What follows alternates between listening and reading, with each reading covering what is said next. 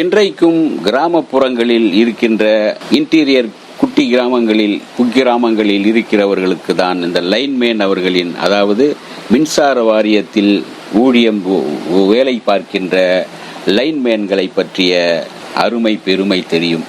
கிராமங்களில் தான் திடீரென்று மின்சாரம் போய்விட்டால், சிறு ஊர்களில் மின்சாரம் போய்விட்டால் உடனே லைன்மேனுக்கு ஃபோன் பண்ணுவார்கள். அவர் ஓடி வந்து அல்லது அவரை தேடி போய் அழைத்து வந்து அந்த கனெக்ஷன் கொடுத்து மறுபடியும் மின்சாரம் வர வைப்பார்கள். இப்படி லைன்மேன் உடைய அருமை தெரிந்தவர்கள் கிராமத்து மக்கள். இந்த லைன்மேன் கதையும் ஏறக்குறைய ஒரு கிராமத்தில் தான் நடக்கின்றது. தூத்துக்குடி மாவட்டம் காயல்பட்டினத்தில் உள்ள உப்பளத்தை கதைக்களமாக கொண்ட படம்தான் லைன்மேன். இந்த கிராமத்தில் மின்சார ஊழியராக இருப்பவர் சார்லி. கிராமத்தில் கந்து வட்டிக்கு மக்களிடம், சாதாரண உப்பளத்தில் வேலை பார்க்கின்ற தொழிலாளிகளுக்கு மீட்டர் வட்டிக்கு பணம் கொடுத்து இம்சை செய்கின்ற வில்லன் உரிக்கின்றான். இந்த வில்லன் அடிக்கடி கொக்கி போட்டு கரண்டை திருட்டுத்தனமாக எடுப்பார். இதை சார்லி சொன்னாலோ, மின்சார ஊழியரான சார்லி சொல்லும் போது அவருக்கும் 2 பேருக்கும் அடிக்கடி தகராறு வரும். இப்படி ஒரு திருட்டுத்தனமாக கொக்கி போட்டு மின்சாரத்தை திருடுகின்ற ஒரு கட்டத்தில் அதனால் மின்சாரம் காலில் பட்டு பலர் உயிர் இழக்கின்றார்கள். ஏன், சார்லியுடைய மின்சார ஊழியரான சார்லியின் மனைவியும் கூட அப்படி ஒரு வேலியில் மின்சார அந்த தாக்கப்பட்டு இறந்து போகின்றார். மின்சார கம்பி இங்கிருந்து அங்கு இருக்கும்போது, கம்பம் இருக்கும்போது அதில் இருந்து கொக்கி போட்டு மின்சாரம் திருடுவதால் தானே இப்படி உயிரிழப்புகள் நடக்கின்றன. அதனால் சில நேரங்களில் அந்த மின்சாரத்தை துண்டிக்க வேண்டிய சூழ்நிலை ஏற்படும். எனவே மக்களுக்கு இயற்கையான வெயிலில் கிடைக்கின்ற மின்சார விளக்குகள் இந்த உப்பளத்தை சுற்றி வந்தால் நன்றாக இருக்கும். இது போன்ற ஒரு திட்டம் வந்தால் மக்களுக்கு நல்ல மின்சாரம் கிடைக்குமே, குறைந்த விலையில் மின்சாரம் கிடைக்கும்.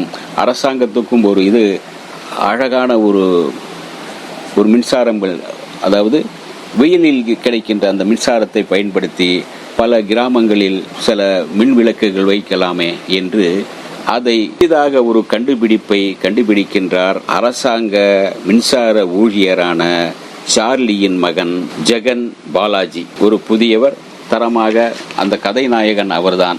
ஒரு கண்டுபிடிப்பாளராக மிக சிறப்பாக நடித்திருக்கின்றார். அவருடைய தன்னுடைய கண்டுபிடிப்பை கலெக்டரிடம் சமர்ப்பிக்க அவர் படுகின்ற அவஸ்தையும், அதனால் ஊருக்குள் அவருக்கு தருகின்ற பட்டமும், முதல்வரை சந்திக்க அவர் தெரியாமல் சென்னைக்கு வருவதும், இங்கு பலரால் ஏமாற்றப்படுவதும், மறுபடியும் அவர் ஊருக்கு திரும்புகிறார். ஊருக்கு திரும்பிய பிறகு அவருடைய கண்டுபிடிப்பு அரசாங்கத்தில் ஏற்றுக்கொள்ளப்பட்டதா இல்லையா என்பதுதான் மீதி கதை. இதே சமயத்தில் மகனின் இந்த நிலை கண்டு தந்தை கஷ்டப்பட்டாலும் கூட, ஒரு கட்டத்திற்கு மேல் தந்தையின் முதிர்ச்சி காரணமாக தந்தைக்கு உட்கார வைத்து சாப்பாடு போட வேண்டும் என்கின்ற ஒரு நல்ல எண்ணத்தில் மகன் மறுபடியும் மின்சார துறையில் வேலைக்கு அப்ளை செய்கிறார். அதே சமயத்தில் அவர் மீது மின்சார பாய்ச்சப்பட்டு அந்த மின்சார ஊழியரான சார்லி இறந்துவிட மகனுக்கு அந்த வேலை வருகிறது. பிறகு அவர் தன்னுடைய கண்டுபிடிப்பை வெளிப்படுத்தினாரா இல்லையா என்பதை மீதி கதை. நாயகியாக சரண்யா ரவிச்சந்திரன் உப்பள தொழிலாளியாக நடித்திருக்கின்றார். ஒளிப்பதிவு விஷ்ணு கே ராஜன், இசை தீபக் நந்தகுமார், டைரக்ஷன் உதயகுமார். ஒரு கிராமத்தின் ஒரு அசலான ஒரு கதையை எடுத்து மிக அழகாக நேர்த்தியாக எழுதி இயக்கி உருவாக்கியிருக்கின்றார் இயக்குனர். உப்பள தொழிலாளர்களின் வாழ்க்கை முறையை சொல்லும் கதைக்களம் இது.